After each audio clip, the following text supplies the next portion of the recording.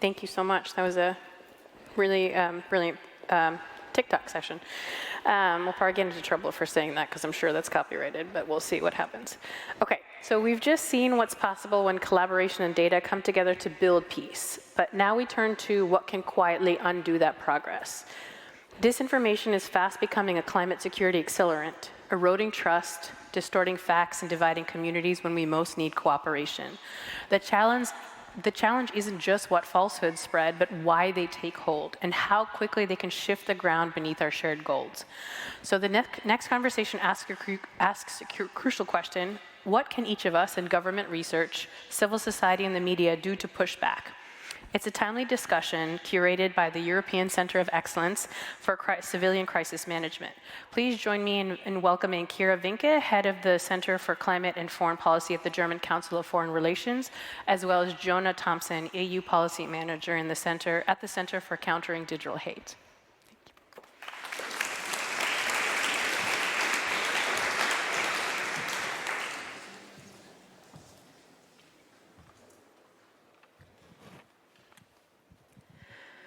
Ladies and gentlemen, it's a great pleasure to have this conversation on climate disinformation and also think about how it links to security. Who has had climate disinformation on their social media feed? Please raise your hand.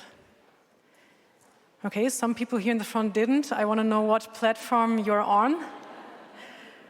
And who has been confronted with climate disinformation in their work context, maybe a colleague presenting it as truth?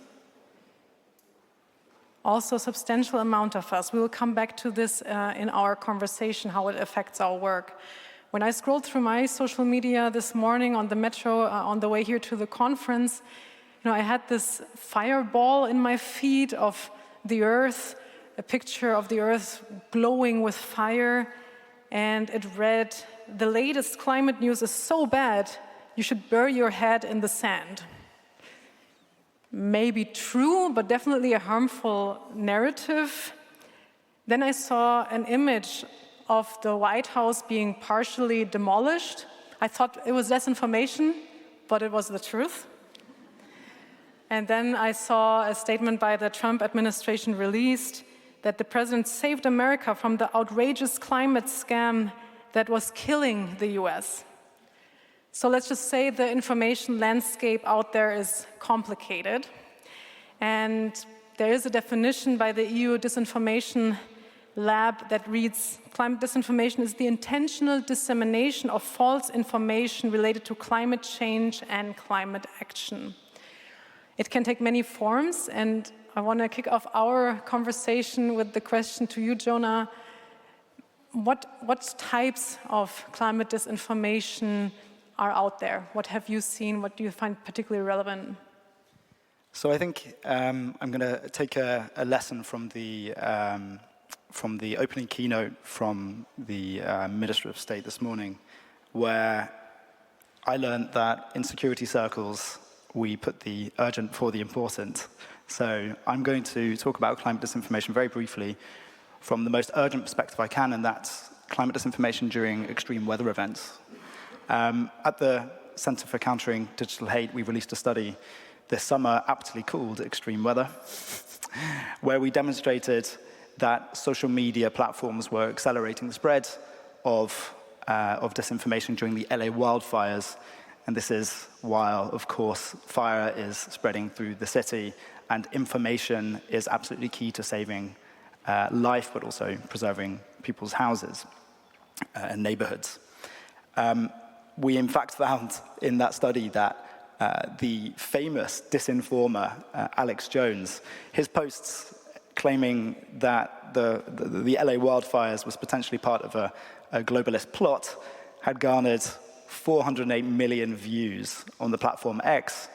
That's 5 times more than the views of the total 10 top media outlets on the topic, plus the total of the 10 key emergency services that were giving information at the time. So that's how serious this is, and obviously that's the most urgent example I can bring, but I'm sure that so many of you have faced different forms of climate disinformation, and now let's pivot from the urgent to the important. Kira, you have some examples to share from your policy experience. I think what we're witnessing a lot here in Germany is also some false narratives and disinformation around renewable energy technologies. So it's really surprising to me that we hear about the new technologies that hold so much promise for our future economically, for the climate, but also economically, and that bring so much positive benefits to human health, that they are all tainted by false narratives. So we have like the wind shredding, the bird shredding windmills. We have the EVs that are exploding. We have the heat pumps which are being forced upon people, forced replacement of heat pumps. So we have all these very negative narratives around these new technologies, which in other technological spheres we're not seeing so much. Yeah? So this is quite surprising to me. Do you think these narratives have changed, these narratives around denialism? Yeah, so this is in fact what we call old denial versus new denial. And gone are the days of tech execs sitting in front of Senate hearings just denying man-made climate change. What we're experiencing now is something that's honestly harder to spot, and it's much more dangerous. Again, I work for the Center for Countering Digital Hate. We released a study in 2024, so just about a year and a half ago, studying this evolution, and what we found was that famous climate disinformers in 2018 were only using about 30% of their content was using this new denial form of disinformation. We're now not now, but back in 2023, this had gone up to 70%. And so these themes are more around attacking the researchers, maybe rather than the research itself, discrediting the climate movement itself. That's why it's more dangerous. It's harder to spot, and it doesn't look like traditional climate denialism. But why is it happening? So why is it happening? Well, I think we can all agree that scientific denialism at large, doesn't matter the policy area, it stalls policy action. So this attracts anyone and everyone who has a stake in policy and action. And to be honest, there's a lot of funding links between these different actors. It might be certain breeds of think tanks. It might be kind of scrappy influencers on social media pushing these narratives. But what we find over and over again through investigative journalism and just through their own claims is that the interlink, the funding is overlapping, and they're mutually reinforcing. And then it would be remiss for me not to mention the fact that social media is built in a way that rewards this kind of content. It rewards outrage, it rewards controversy. And if you're spreading a narrative that seems too great to be true, but gets a lot of clicks, you're probably going to be earning money off of that.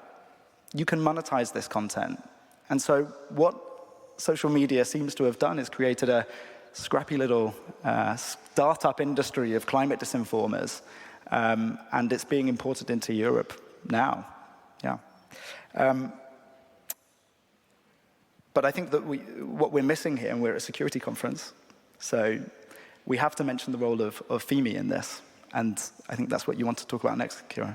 Yeah, I wanted to come in also on the sort of transboundary element of this, because there is one study by the Polish military counter-espionage commission that points out that most posts on social media in Poland on climate and environment are actually coming from Russian sources. And Russia is using disinformation around climate change to polarize in the society around this issue, because it can be a polarizing issue, as we have all witnessed in many different contexts. But they're also stating that this is used in order to weaken the defensibility of NATO, of the Polish military. So they're linking this very closely to the security agenda, also because they acknowledge that climate change does pose a threat through the infrastructure of the military, through extreme weather events and the like. So I think to understand this hybrid warfare as also targeting climate and environmental issues is very crucial for our understanding of this issue.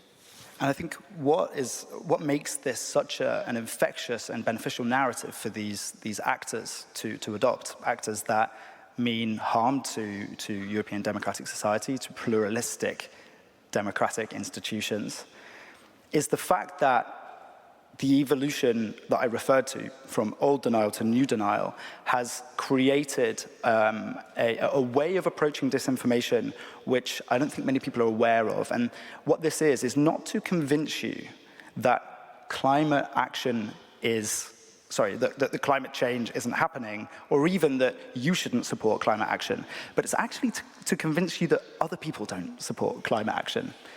The public support for climate action is around 80 to 89% globally, and this is from research that has covered about 125 different countries.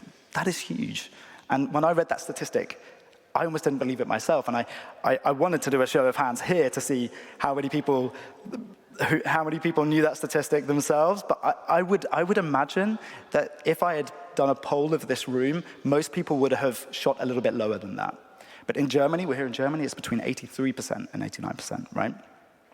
And what this is it's about social proof.